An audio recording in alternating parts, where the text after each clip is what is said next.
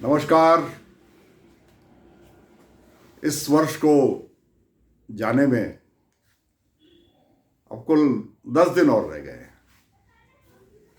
तो आइए समीक्षा करते हैं कैसा रहा 2020। पिछले वर्ष 2019 को विदाई देते हुए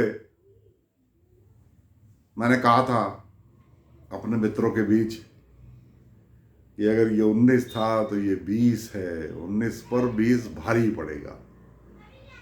मेरा वो मतलब नहीं था कि भारी ऐसे पड़ेगा जैसे इस साल पड़ गया। तो 2020 वाकई भारी पड़ा। अब 21 आने की तैयारी है, तो आइए देखते हैं क्या क्या हुआ इस साल। इस साल की पहली उपलब्धि मैं आपको बताता हूं। उपलब्धि इसके लिए कि अब और क्या बोलूं। इस पूरे साल जो आज से विधानसभा सत्र शुरू हो रहा है 3 दिन का, उसको मिलाकर 9 दिन कुल सत्र चलेगा। 9 दिन का सत्र एक साल में, कुल 9 दिन। विधानसभा दो, एक देहरादून में, एक हमारे गैरसैंण में। ऐसे लगता था पता नहीं कितना काम है, अधिकारी कर्मचारी बेचारे थक जाते होंगे, एक विधानसभा से गुजारा नहीं होगा, विधायक आतुर होंगे विधानसभा में जाने के लिए, प्रश्न पूछने के लिए। मगर ये कहते हुए बड़ा बड़ा अफसोस होता है कि बस 9 दिन का सदन पूरे साल भर में, इससे बड़ी धन की बर्बादी, इससे बड़ी समय की बर्बादी, इससे ज्यादा संविधान का दुरुपयोग मैंने अपने जीवन में नहीं देखा। मुझे नहीं लगता कि कोई और राज्य ऐसा है, प्रदेश का, देश का, जहां पर कुल 9 दिन विधानसभा चली हो। गैरसैंण जाने का नंबर आता है तो पक्ष विपक्ष दोनों में सहमति हो जाती है। कहते हैं ठंड पड़ रही है, ठंड में जाना मुश्किल है। क्या सत्ता पक्ष और क्या प्रतिपक्ष। नेता प्रतिपक्ष इंदिरा हृदय जी ने आधिकारिक रूप से यह बयान दिया कि गैरसैंण में ठंड बहुत है, यही कर लो। ग्रीष्मकालीन राजधानी गैरसैंण, और ग्रीष्मकाल में वहां सत्र ही नहीं हुआ। अब इससे बड़ा मजाक तो नहीं हो सकता ना कोई। वो पैसा जो यहां के उद्धार में, यहां की विकास योजनाओं में, इनमें लगना चाहिए था, वो पैसा आपने गैरसैंण में खर्च किया। हमें उम्मीद थी कि इसका आप भरपूर सदुपयोग करेंगे। मगर इस खेल में सब मिले जुले हैं, सब एक है। हमारे यहाँ की उत्तराखंड की जो विधानसभा है, वो प्रदेश का सर्वोच्च सदन है। उस पर सवाल उठाना अनैतिक है। मेरे जैसा व्यक्ति जो संविधान का बहुत आदर करता है, उसके लिए तो बड़ा मुश्किल सवाल है। लेकिन जब परिस्थितियां ऐसी हो तो बोलना पड़ता है। मैं कोई अंधविश्वासी नहीं हूं, लेकिन गड्ढे में, बरसाती नाले में बनी हुई विधानसभा, इससे क्या उम्मीद की जाए जी। आज मेरे कहने पर एक बार जरा रिस्पना के पुल पर जाना और अच्छा, आज ये 3 दिन तो जाने नहीं देंगे आपको। 9 दिन की विधानसभा के लिए कितने दिन उस क्षेत्र का, उन सड़कों का रास्ता बदला जाता है, उसका पूरा ट्रैफिक प्लान बदला जाता है। उससे कोई सरोकार नहीं है माननीयों को। 2 दिन बाद चले जाना, क्या पता माननीयों में समझौता हो जाए और सत्र 2 ही दिन में निपटा दें, क्योंकि किसी की रुचि तो है नहीं सत्र में कुछ बोलने की, कुछ सुनने की। किसी को कोई सरोकार रह ही नहीं गया। तो जरा जाकर के सड़क के पास पुल से देखना, ये विधानसभा बरसाती नाले के बीच बनी हुई है। पहला आप शगुन तो ये गड्ढे के अंदर बरसाती नाले के बीच बनी हुई विधानसभा से और क्या उम्मीद करें। 9 दिन भी चल गई तो कोई चमत्कार ही मानते हैं हम तो इसको। ये उत्तराखंड की राजनीति एक मदारी का खेल बन गया। माफ कीजिएगा मुझे मेरे विधायक साथियों, आप बहुत से मुझसे वरिष्ठ हो, बहुत से मेरे समकक्ष हो, मेरे मित्र हो, और बहुत से मुझसे बहुत जूनियर हैं, तो मैं अधिकार पूर्वक कह रहा हूं ये बात। लेकिन विधायिका के लिए मेरा आदर कम नहीं हुआ। मैं वर्तमान परिस्थितियों पर ये कटाक्ष कर रहा हूं। मदारी का खेल बन गया है ये राजनीति। मदारी का खेल होता है ना, बीच में उस्ताद डमरू बजाता है और जमूरे अपना खेल दिखाते हैं। चारों तरफ घेरा लगाकर 2-3 पंक्तियों में लोग बैठ जाते हैं, कुछ खड़े हो जाते हैं। तो ये राजनीति बिल्कुल वैसी हो गई। जो सबसे आगे बैठा है, जिसको बैठने की जगह बहुत अच्छी मिली हुई है, वो सुविधा भोगी यथास्थिति बनाए रखने वाला व्यक्ति है। वो चाहे सदन के अंदर हो, सदन के बाहर हो, राजनीति में किसी भी दल का सदस्य हो, किसी भी विचारधारा से प्रतिबद्धता रखता हो, मगर खेल यही है। एक घेरा वो जो सबसे आगे बैठा है, अब वो बड़े मजे में है। आगे बैठ के उस्ताद जी आवाज लगाते हैं और जमूरे खेल दिखाते हैं। एक घेरा उसके पीछे है, जिसके पास बैठने की तो जगह नहीं है, लेकिन खड़े होने का स्थान है, और उसको दिखाई सब कुछ दे रहा है, ठीक ठाक दिखाई दे रहा है। तो वो कभी इस टांग पे कभी उस टांग पे खड़े होकर मदारी का खेल देखता है। वो चाहता कि मैं यहीं रहूं, मुझे कोई डिस्टर्ब ना करे। जो सबसे आगे बैठा है वो कहता कि ना, बिल्कुल नहीं, बहुत अच्छा चल रहा है, बहुत बढ़िया चल रहा है। एक वर्ग उसके पीछे होता है जो खड़ा है, लेकिन उसको उचक उचक के देखने की जरूरत पड़ रही है। कभी 2 लोगों के कंधे के बीच में से, कभी पंजे के बल उछलकर खेल देख रहे हैं, लेकिन उसे खेल की झलक दिखती रहती है। उसके अंदर बेचैनी, विद्रोह थोड़ा कम है, क्योंकि कम से कम कुछ नजारा तो दिख रहा है।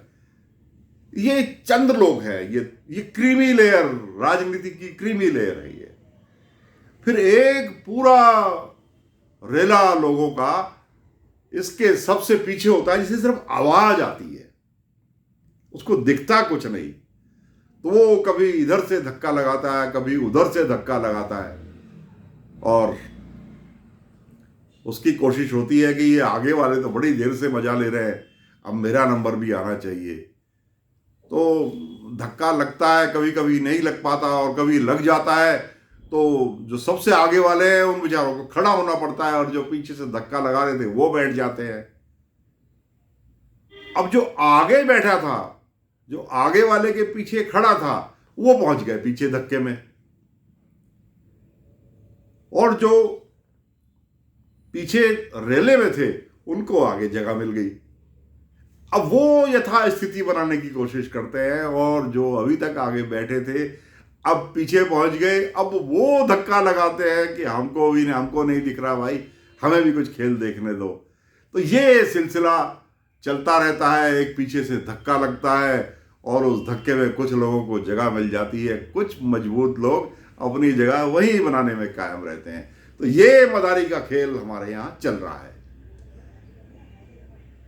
उस्ताद जी आवाज लगाते हैं, जमूरे अपना अपना कर्तव्य दिखाते हैं। प्रभु की ऐसी कृपा हो रही है कि 5-1 साल में बाढ़ तो आ जाती है, अमूमन आ रही है।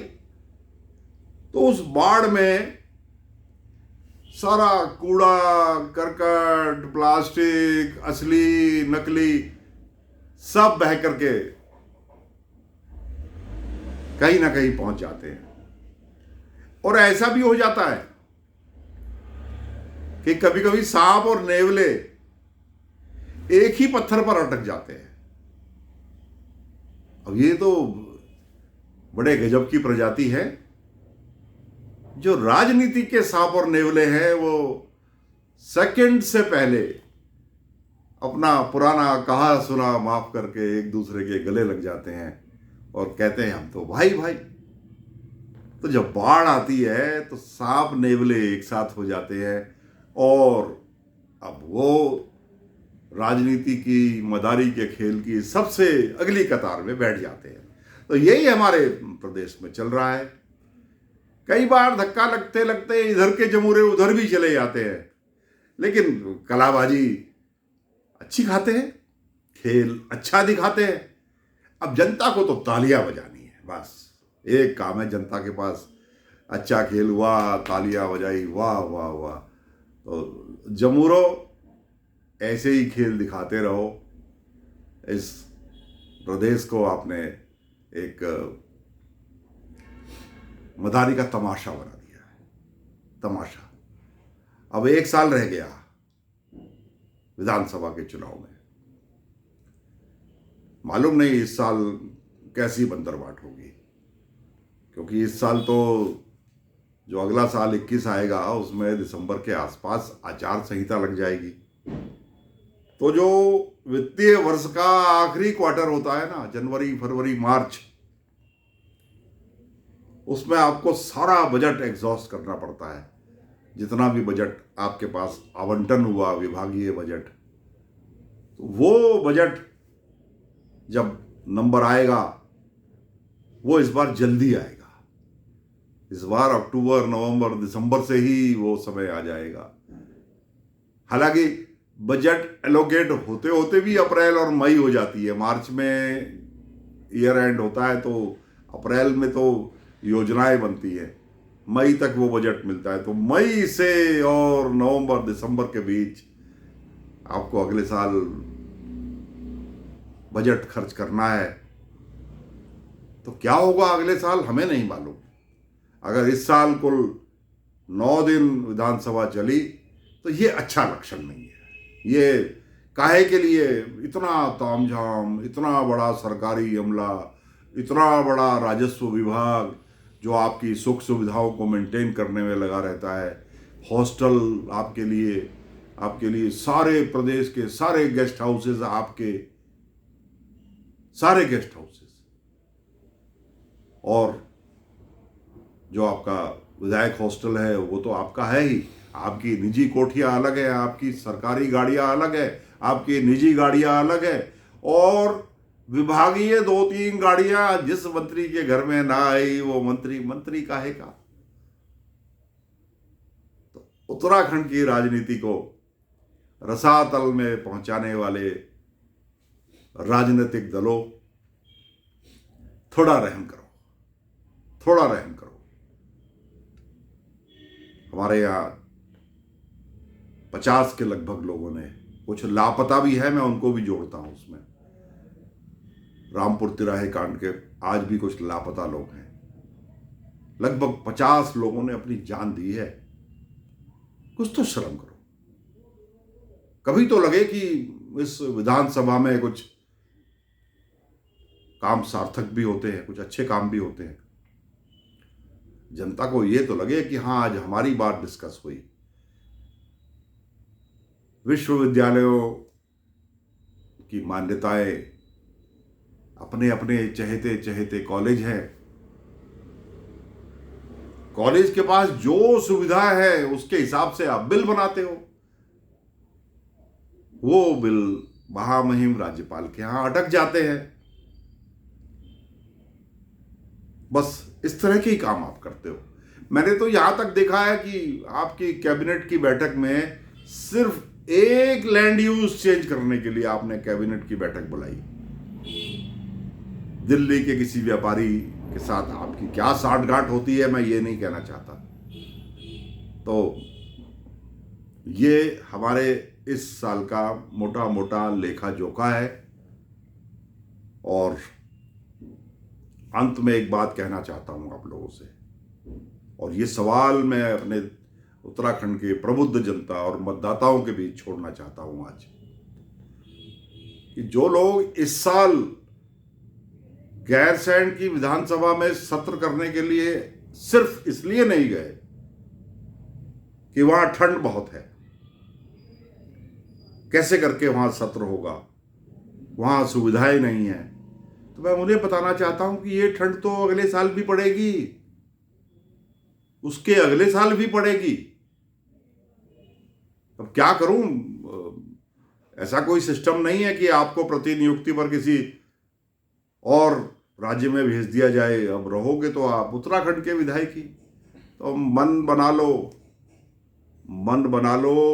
मैं सारे राजनीतिक दलों से ये कहना चाहता हूं, जो जनता छप्पर फाड़ कर देना जानती है, वो जनता झाड़ू लगाकर सब कुछ साफ करना भी जानती है। चेत जाओ, समझ जाओ, वरना नेता शब्द से जनता को बहुत तकलीफ आज होने लगी है। और जिस दिन जनता बगावत पर उतरती है ना, उस दिन न मदारी का खेल रहता है, न जमूरे रहते हैं, न उसका उस्ताद रहता है। जो मदारी के खेल का सबसे पीछे वाला घेरा है ना, उसकी ताकत का अंदाजा आपको नहीं है, आपने अभी झेला नहीं है।